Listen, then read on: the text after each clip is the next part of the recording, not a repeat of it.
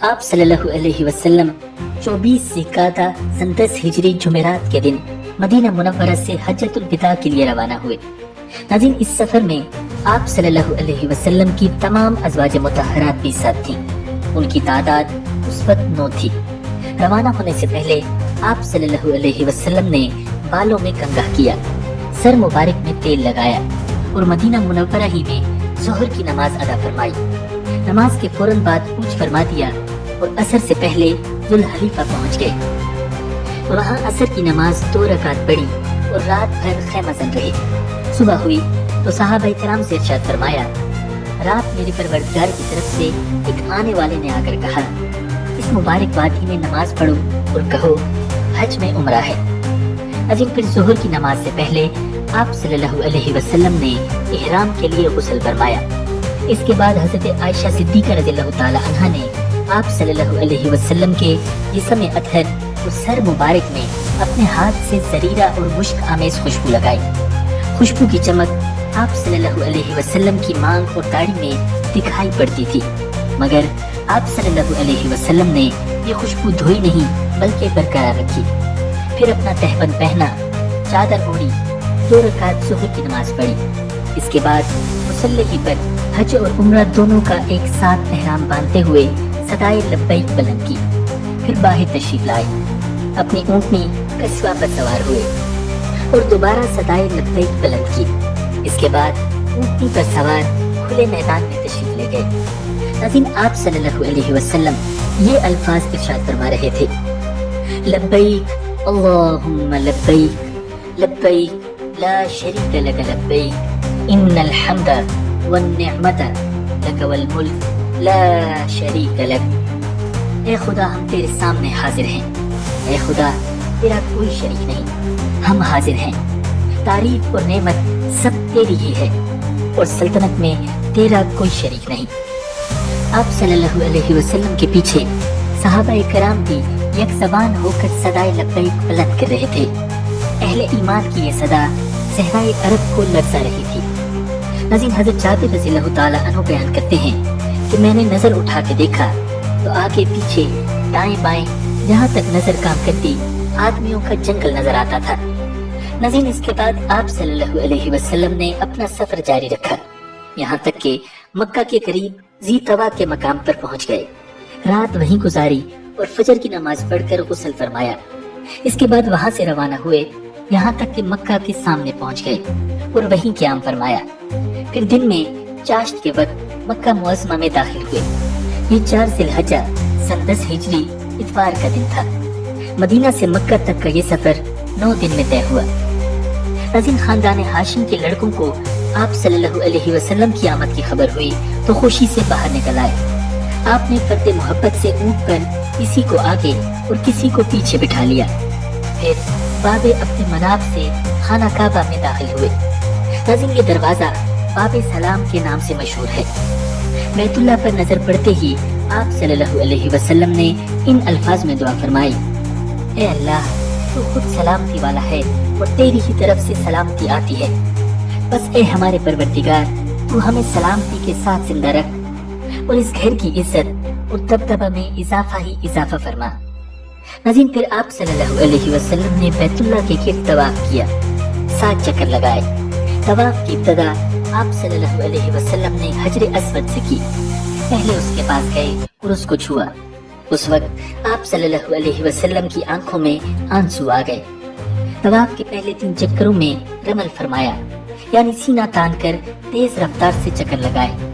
باقی 4 چکروں میں معمولی رفتار سے چکر لگائے۔ طواف سے فارغ ہونے کے بعد حجر اسود کو بوسہ دیا، اپنے دونوں ہاتھ اس پر رکھے اور ان کو چہرہ مبارک پر پھیرا۔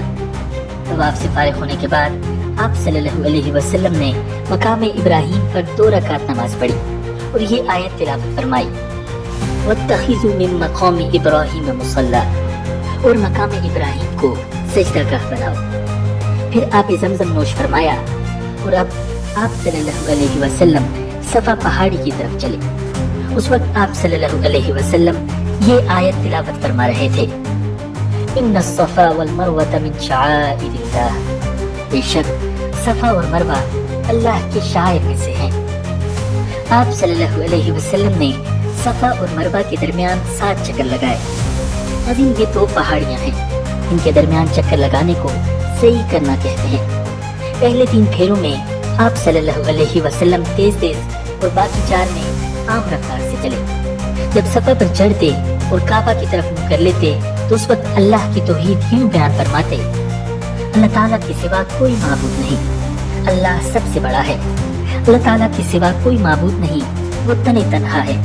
اس نے اپنا وعدہ پورا کر دیا، اپنے بندوں کی مدد کی اور اس نے تنہا متحدہ لشکروں کو شکست دی۔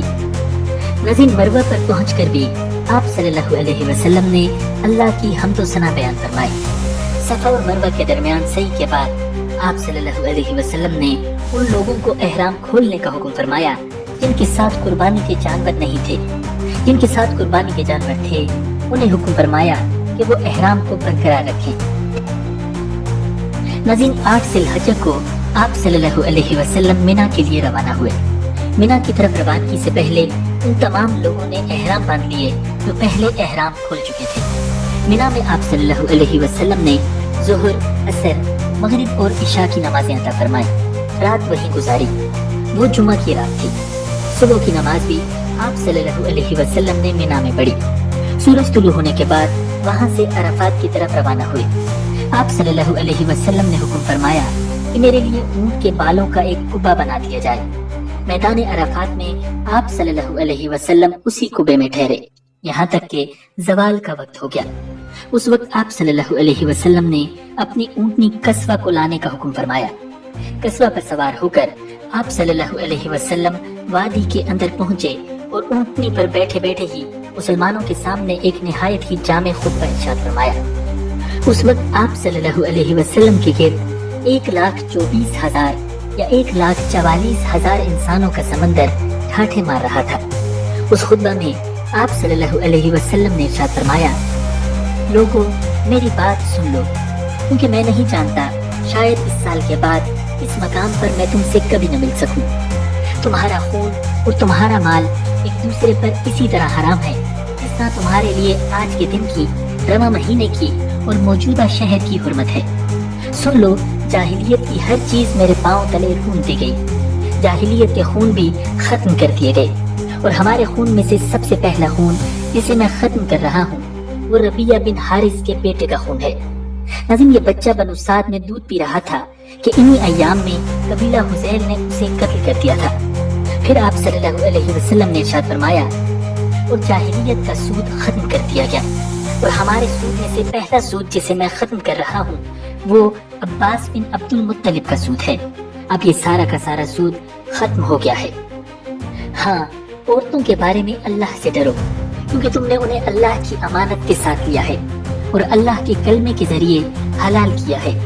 ان پر تمہارا حق یہ ہے کہ وہ تمہارے بستر پر کسی ایسے شخص کو نہ آنے دے جو تمہیں گوارا نہیں۔ اگر وہ ایسا کریں تو تم انہیں مار سکتے ہو، لیکن سخت مار نہ مارنا، اور تم پر ان کا یہ حق ہے کہ تم انہیں معروف کے ساتھ کھلاؤ اور پہناؤ۔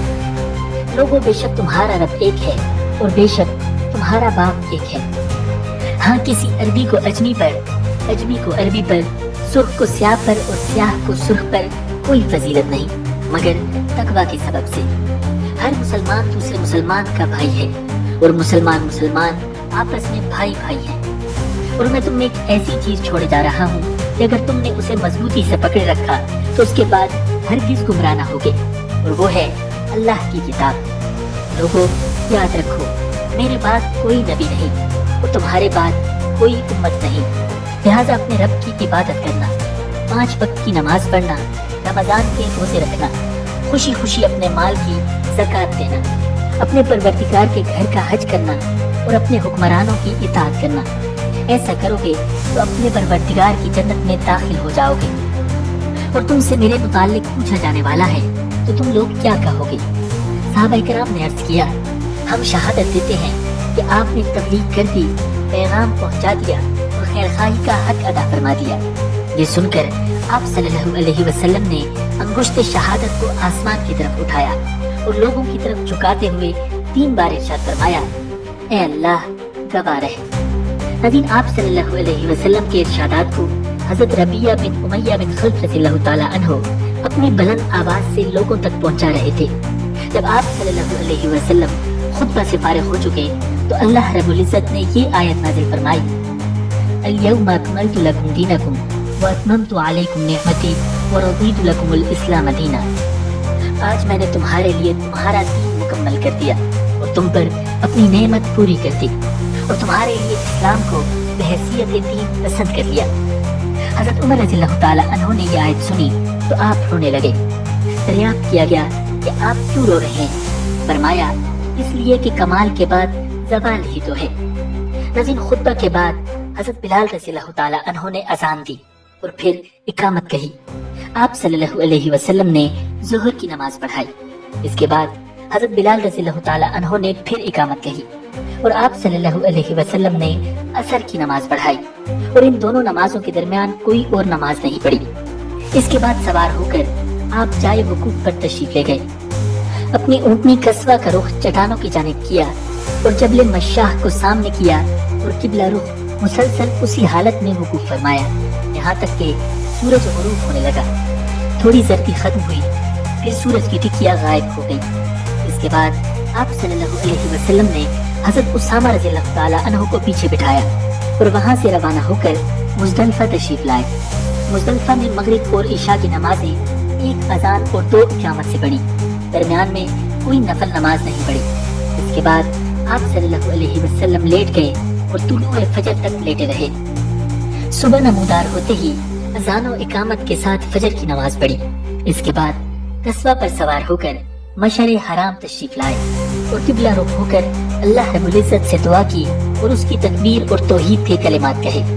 یہاں اتنی دیر ٹھہرے کہ خوب اجالا ہو گیا۔ اس کے بعد سورج طلوع ہونے سے پہلے پہلے مینا کے لیے روانہ ہو گئے اور اب کی بار حضرت فضل بن عباس رضی اللہ تعالی عنہ کو اپنے پیچھے سوار کیا۔ وقت میں محصر پر پہنچے تو سواری کو ذرا تیزی سے دوڑایا، پھر جو درمیانی راستہ جمرہ کبریٰ پر نکلتا تھا اس سے چل کر جمرہ کبریٰ پر پہنچے۔ ناظرین، جمرہ کبریٰ اس جگہ کو کہا جاتا ہے جہاں پر بڑے شیطان کو کنکریاں ماری جاتی ہیں۔ اس زمانے میں وہاں ایک درخت بھی تھا اور جمرہ کبریٰ اس درخت کی نسبت سے بھی معروف تھا۔ پھر آپ صلی اللہ علیہ وسلم نے جمرہ کبریٰ کو 7 کنکریاں ماری، ہر کنکری کے ساتھ تکبیر کہتے جاتے تھے۔ کنکریاں چھوٹی چھوٹی تھیں جنہیں چٹکی میں لے کر چلایا جا سکتا تھا۔ آپ صلی اللہ علیہ وسلم نے یہ کنکریاں وادی میں کھڑے ہو کر ماری تھی۔ اس کے بعد آپ صلی اللہ علیہ وسلم قربان گاہ تشریف لے گئے اور اپنے دست مبارک سے 63 اونٹ ذبح کیے۔ پھر حضرت علی رضی اللہ تعالی عنہ کو سونپ دیا اور انہوں نے بقیہ 37 اونٹ ذبح کیے۔ اس طرح 100 اونٹ کی تعداد پوری ہو گئی۔ آپ صلی اللہ علیہ وسلم نے حضرت علی رضی اللہ تعالی عنہ کو بھی اپنی قربانی میں شریک فرما لیا تھا۔ اس کے بعد آپ صلی اللہ علیہ وسلم کے حکم سے ہر اونٹ کا ایک ایک ٹکڑا کاٹ کر ہانڈی میں ڈالا گیا اور پکایا گیا۔ پھر آپ صلی اللہ علیہ وسلم نے اور حضرت علی رضی اللہ تعالی عنہ نے اس گوشت میں سے کچھ تناول فرمایا اور اس کا شوربہ پیا۔ ناظرین، اس کے بعد آپ صلی اللہ علیہ وسلم سوار ہو کر مکہ مکرمہ تشریف لے گئے، بیت اللہ کا طواف فرمایا، اسے طواف افاضہ کہتے ہیں، اور مکہ ہی میں ظہر کی نماز ادا فرمائی۔ پھر زمزم کے کنویں پر بنو عبد المطلب کے پاس تشریف لے گئے۔ وہ حجاج کرام کو زمزم کا پانی پلا رہے تھے۔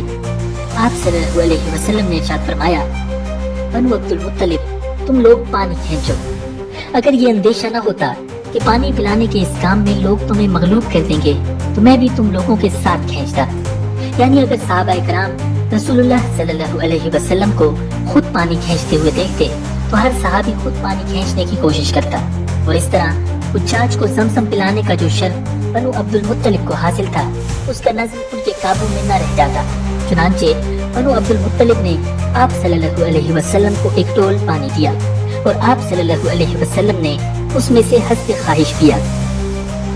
آج یوم النحر تھا، یعنی ذی الحجہ کی 10 تاریخ تھی۔ نبی اکرم صلی اللہ علیہ وسلم نے آج کی دن چڑھے چاشت کے وقت ایک خطبہ ارشاد فرمایا تھا۔ خطبہ کے وقت آپ صلی اللہ علیہ وسلم خچر پر سوار تھے اور حضرت علی رضی اللہ تعالی عنہ آپ کے ارشادات صحابہ کرام کو سنا رہے تھے۔ صحابہ کرام کچھ بیٹھے اور کچھ کھڑے تھے۔ آپ صلی اللہ علیہ وسلم نے آج کے خطبے میں بھی کل کی کئی باتیں دہرائیں۔ ناظرین، صحیح بخاری اور صحیح مسلم میں حضرت ابو بکر رضی اللہ تعالی عنہ کا یہ بیان مروی ہے کہ نبی اکرم صلی اللہ علیہ وسلم نے ہمیں یوم النحر یعنی 10 ذی الحجہ کو خطبہ دیا۔ آپ نے ارشاد فرمایا، زمانہ گھوم پھر کر اپنی اسی دن کی حیت پر پہنچ گیا ہے۔ اس دن اللہ تعالیٰ نے آسمان و زمین کو پیدا کیا تھا۔ سال 12 مہینے کا ہے، جن میں سے 4 مہینے حرام کے ہیں، 3 پیدر پہ یعنی ذوالقعدہ، ذی الحجہ اور محرم، اور 1 رجب جو جمادی الاخرہ اور شعبان کے درمیان ہے۔ آپ صلی اللہ علیہ وسلم نے یہ بھی فرمایا، یہ کون سا مہینہ ہے؟ ہم نے کہا، اللہ اور اس کے رسول بہتر جانتے ہیں۔ اس پر آپ خاموش رہے، یہاں تک کہ ہم نے سمجھا کہ آپ اس کا کوئی اور نام رکھیں گے۔ لیکن پھر آپ صلی اللہ علیہ وسلم نے فرمایا، کیا یہ ذی الحجہ نہیں ہے؟ ہم نے کہا، کیوں نہیں؟ آپ صلی اللہ علیہ وسلم نے فرمایا، یہ کون سا شہر ہے؟ ہم نے کہا، اللہ اور اس کے رسول بہتر جانتے ہیں۔ اس پر آپ خاموش رہے، یہاں تک کہ ہم نے سمجھا کہ آپ اس کا کوئی اور نام رکھیں گے۔ مگر آپ صلی اللہ علیہ وسلم نے فرمایا، کیا یہ بلدہ یعنی مکہ نہیں ہے؟ ہم نے کہا، کیوں نہیں؟ آپ صلی اللہ علیہ وسلم نے فرمایا، اچھا تو یہ دن کون سا ہے؟ ہم نے کہا، اللہ اور اس کے رسول بہتر جانتے ہیں۔ اس پر آپ صلی اللہ علیہ وسلم خاموش رہے، یہاں تک کہ ہم نے سمجھا کہ آپ اس کا کوئی اور نام رکھیں گے۔ مگر آپ نے فرمایا، کیا یہ یوم النحر قربانی کا دن یعنی 10 ذی الحجہ نہیں ہے؟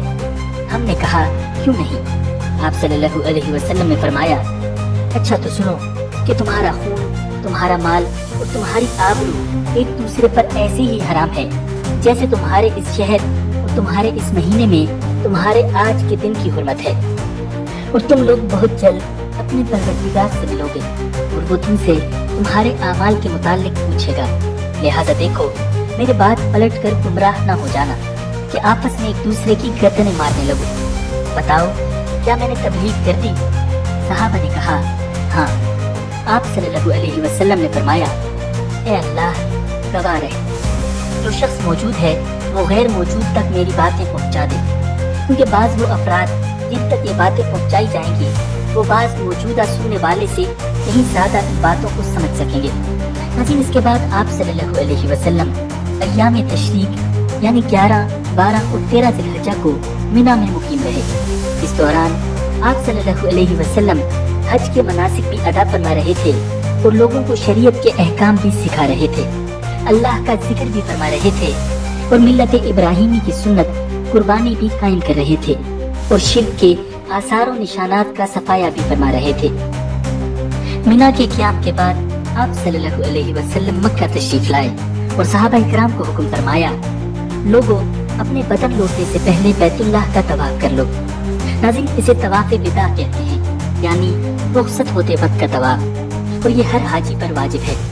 طواف وداع کے بعد تمام مناسک حج سے فارغ ہو کر آپ صلی اللہ علیہ وسلم نے سواری کا رخ مدینہ منورہ کی راہ پر ڈال دیا، اس لیے نہیں کہ وہاں پہنچ کر راحت فرمائیں، بلکہ اس لیے کہ اب پھر اللہ کی خاطر اللہ کی راہ میں ایک نئی جد و جہد کا آغاز فرمائیں۔ ناظرین، ویڈیو مکمل دیکھنے کا شکریہ۔ اگر آپ کو یہ ویڈیو پسند آئی ہے تو ویڈیو کو لائک کیجیے اور کامنٹ سیکشن میں ضرور اپنی رائے سے آگاہ کیجیے۔ اسی طرح کی اسلامی تاریخ سے متعلق ویڈیوز دیکھنے کے لیے ہمارے چینل کو سبسکرائب کیجیے۔ ملتے ہیں بہت جلد ایک نئی ویڈیو کے ساتھ۔ اللہ نگہبان۔